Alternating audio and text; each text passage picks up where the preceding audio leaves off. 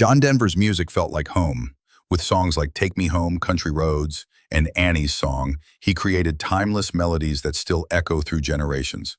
But beneath those soft harmonies was a man wrestling with fame, love, and ultimately himself. His ex-wife Annie Denver, now 78, has finally broken her silence, sharing stories that both confirm long-standing rumors and reveal things fans never expected. This isn't just a tale of music and marriage. It's a story of fame, heartbreak, and a tragic end that many believe didn't have to happen. Annie Martell wasn't chasing the spotlight. Born in 1946 to a modest Christian family in Minnesota, she was more small town than showbiz. Her life was quiet until she met a man who would change everything. It was 1966. Annie, then a sophomore at Aldo's College, crossed paths with a rising folk singer who played with the Chad Mitchell Trio, Henry John Deutschendorf Jr., the man who would soon become known as John Denver. He remembered everything about their first meeting, down to the flannel shirt and penny loafers she wore. They exchanged letters, shared quiet moments, and just 9 months later they were married. Most fans only knew her through the love song he wrote in her name. But Annie wasn't just an inspiration. She was his anchor in the chaotic storm of early fame. It's one of the most romantic songs ever written. But Annie's song wasn't born in bliss, it came after conflict. According to Annie, the song was written after one of their frequent arguments during a camping trip in Aspen, Colorado. They had been clashing more often. But on this particular day, after finding peace, John went skiing to clear his head. While riding the chairlift up Aspen Mountain, the melody came to him in an instant. By the time he got home, he wrote the entire song in just 10 minutes. Annie described it as more than just a love letter. It became a prayer, she said, and to this day, every time she hears it, tears still well in her eyes. It's a haunting reminder that even the most beautiful things can emerge from tension, and that even love songs have scars. Aspen, Colorado wasn't just a retreat. It was a symbol of everything John Denver valued: nature, simplicity, and escape. He and Annie built a life there, surrounded by pine trees and mountain air.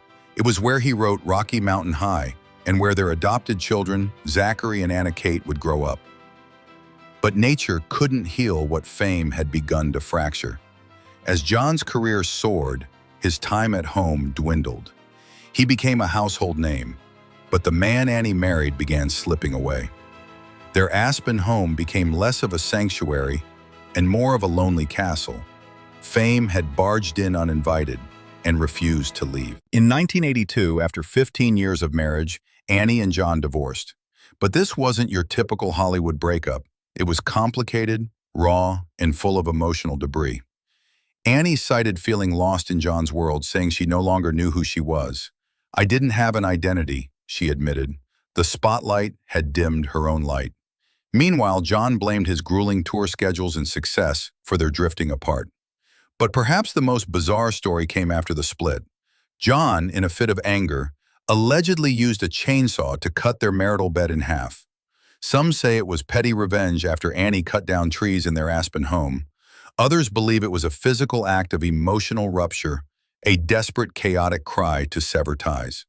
Whatever the truth, it became a metaphor for a love that couldn't survive the weight of stardom. Though they never had biological children, Annie and John adopted two, Zachary and Anna Kate.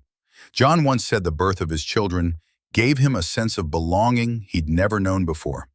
But that joy came with complications. John's relentless touring meant long periods away from home, leaving Annie to raise the children alone.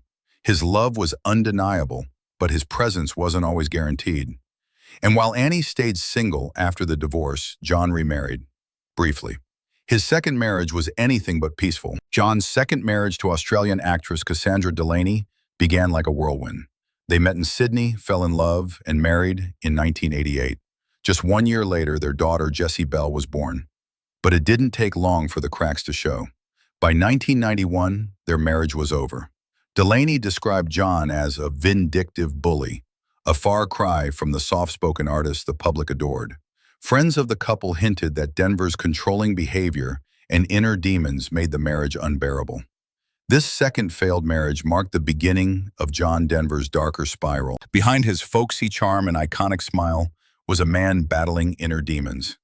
Denver openly admitted to experimenting with LSD and marijuana during his creative peaks. Rocky Mountain High was partially inspired by one such experience, but the real trouble began in the 90s. He was arrested twice for driving under the influence. His first incident in 1992 made headlines, but it was the second crash where he plowed his Porsche into a tree that revealed how deeply troubled he'd become. The FAA stripped him of his pilot license after he failed to remain sober. It was a devastating blow for someone who felt most free in the sky. His clean image was crumbling, and he couldn't stop it. On October 12, 1997, John Denver took to the skies in a home-built aircraft known as the Rutan Long Easy. Despite FAA restrictions and his recent medical disqualification, he was determined to fly. But the plane was flawed from the start. The fuel selector valve, a critical control, was placed behind the pilot's shoulder, requiring Denver to twist his body mid-flight just to reach it. Some believe this contributed to the crash that took his life over Monterey Bay. Others argue the gauges were faulty or that Denver was simply too eager to fly, despite being unprepared. There's even quiet speculation that depression clouded his judgment that day.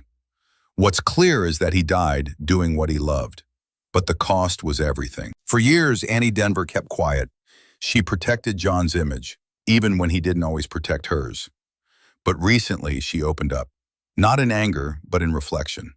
She confirmed that Annie's song still moves her to tears, that their marriage was filled with both profound love and overwhelming sadness, and that John Denver, despite his fame, was a man searching constantly for something that often felt just out of reach.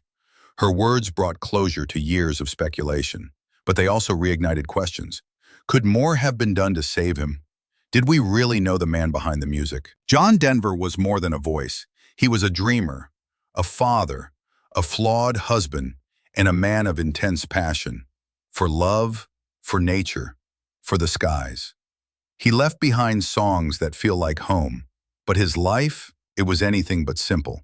As tributes continue and his music plays on, we're left with one undeniable truth. Legends don't live perfect lives. They live complicated, unforgettable ones.